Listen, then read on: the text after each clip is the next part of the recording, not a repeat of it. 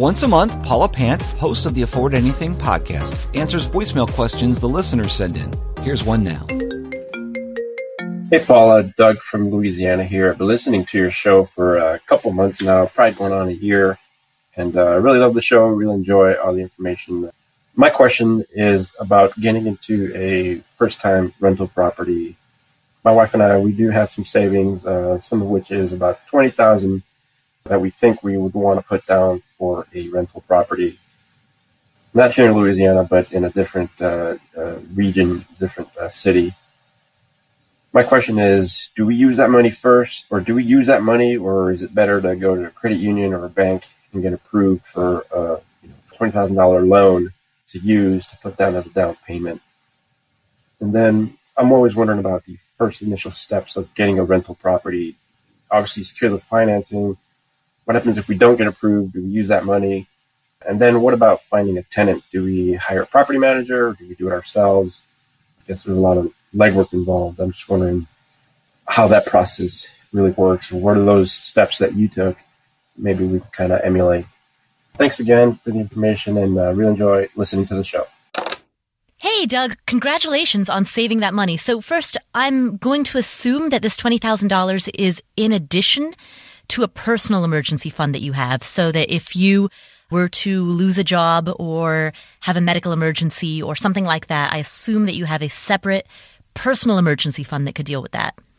Starting from that assumption, if this $20,000 is your entire rental property fund, that's awesome. I would not tie up the full amount in the down payment, because you will want extra padding, an extra cash buffer, so that you can make any upfront repairs and maintenance that's necessary. Maybe get somebody to clean the house before you take photos for the rental listing, and you'll want some padding so that you can pay the bills during a vacancy.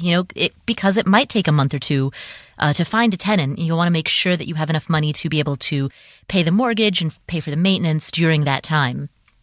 So I would initially keep 3 months of mortgage payments on hand as a buffer initially, and eventually your goal should be to grow that to at least 3 months of gross rental income. So, for example, if the property rents for $2,000 a month, you'll want to keep at least $6,000 per month around as a buffer. And the reason for that is because of a very, very broad rule of thumb that's known as the 50% rule. Again, a very generalized rule of thumb, a lot of holes that you can poke in it, but basically what this says is that as a ballpark estimate, the operating costs on a property will be about 50% of your gross rental income.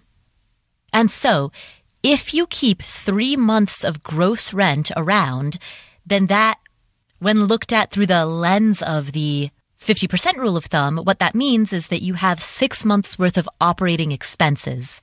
In fact, if you really wanted to go super all-star, you could save 3 months of gross rent plus 6 months of the P&I portion of the mortgage payment. If you really wanted to go all-star, that would be the epic rental property emergency fund to hold. But at least in the beginning, I don't want to overwhelm you with emergency fund theory. So at least in the beginning, I would recommend keeping a minimum of 3 months mortgage payments around, plus a little bit extra for maintenance and cleaning and so forth, just to get you started. Now, as to your question about borrowing money for a down payment, many banks and credit unions will not loan money for a down payment. Now, there are workarounds to this, and you can get multiple mortgages, blah, blah, blah, but I don't really think that you need to go down that road. It seems to me that you could use at least between $12,000 to $15,000 that you already have in cash. It seems to me that you could use that for a down payment. And in the southeastern part of the nation, I know you mentioned that you want to invest in a different city, but, in many places around Louisiana and Alabama and Mississippi and Georgia, in many places in the southeastern U.S., you will find a lot of low-priced inventory. So $15,000 could be an epic, 20, 25, 30% down payment on a lot of the properties that you can find in that region. Now, as far as finding a tenant, You mentioned that the property that you're interested in will be located in another city. So hiring a property manager will be the easiest path to finding a tenant because you're not going to be able to do showings in another city. So if you get a property manager, you can let them handle it. They're available on call at a moment's notice to do showings and answer questions and find a qualified tenant for you. Thank you so much for asking. I hope that helps. Congratulations again on saving that $20,000. That takes a lot of work, and you should be really proud of yourself for that. That's awesome. Most people don't do that. And as a result, a lot of people just aren't able to take advantage of investing opportunities, and you're putting yourself in a position where you can. So that is absolutely to be commended. Thank you so much, Doug, and good luck. Hey, did you enjoy this excerpt from the Afford Anything podcast? Then be sure to subscribe to Paula's YouTube channel. Not only is every podcast episode and Ask Paula question released here on YouTube, other creative deep thought videos are created just for you. Remember, you can watch anything, just not everything. Fill your YouTube viewing time with more videos to make you think and grow so you can afford anything. Go ahead, hit that little red subscribe button. We'll take care of the rest.